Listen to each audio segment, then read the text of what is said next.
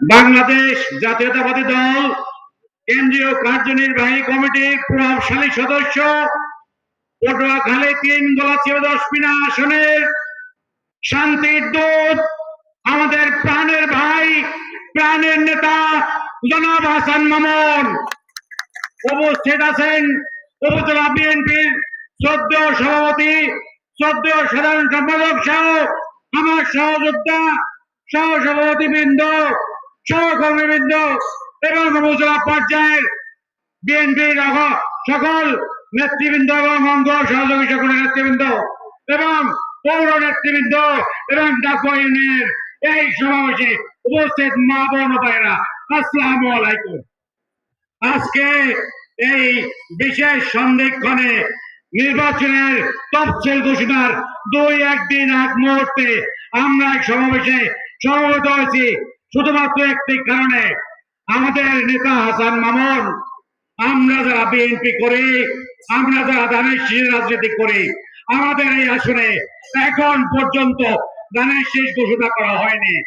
আমরা কেন্দ্রীয় নেতৃবৃন্দ তথা তারেক রহমান ভাইয়ের কাছে বিনীত অনুরোধ জানাবো, আমাদের এই আসনে ৪৬ বছর যাবৎ আমাদের নেতৃবৃন্দ, আমাদের মা বোনেরা, আমাদের ভাইরা ধানের শীষ এমপি পাই নাই।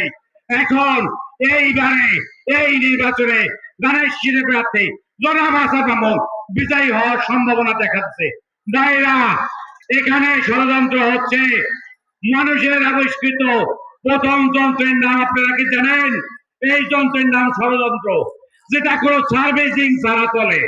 এই ষড়যন্ত্রের জাল ছিন্ন করে আমাদেরকে এই জনপদে এই আসনে হাসান মামুন সাহেবকে এমপি হিসেবে নির্বাচিত করতে হবে।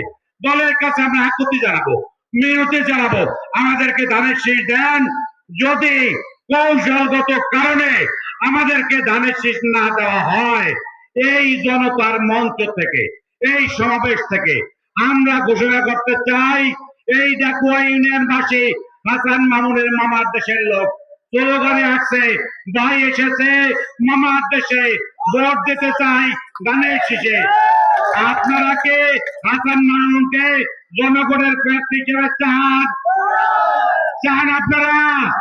মা বোনেরা, আমার বক্তব্য দীর্ঘায়িত করব না, বক্তব্য অনেক কিছু বলার ছিল।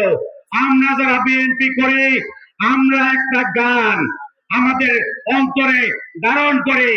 আপনারা জানেন সরকারের ২০০৯ সালে চীনবতী সম্মেলন কেন্দ্রে আমাদের সম্মেলনের সময় আমাদের দলের থিম সং ভালোভাবে প্রকাশ করতে দেয় নাই, ভালোভাবে শুনতে দেয় নাই। আজকে আমার এই বক্তব্যের মাত্র ৩ মিনিট সময় আপনারা যারা মঞ্চে উপস্থিত আছেন এবং আপনারা যারা জনগণ আছেন, মা বোন আছেন, ৩টা মিনিট আমাকে সময় দেওয়া যায়? আলহামদুলিল্লাহ, হাসান মামুনকে এমপি বানিয়ে এই আজকালে হাই স্কুল মাঠে বিজয় উৎসব হবে, এই আশাবাদ ব্যক্ত করে আমার বক্তব্য শেষ করছি। খোদা হাফেজ। বাংলাদেশ জিন্দাবাদ, শহীদ প্রেসিডেন্ট জিয়াউর রহমান জিন্দাবাদ, খালেদা জিয়া জিন্দাবাদ, তারেক রহমান জিন্দাবাদ, হাসান মামুন জিন্দাবাদ।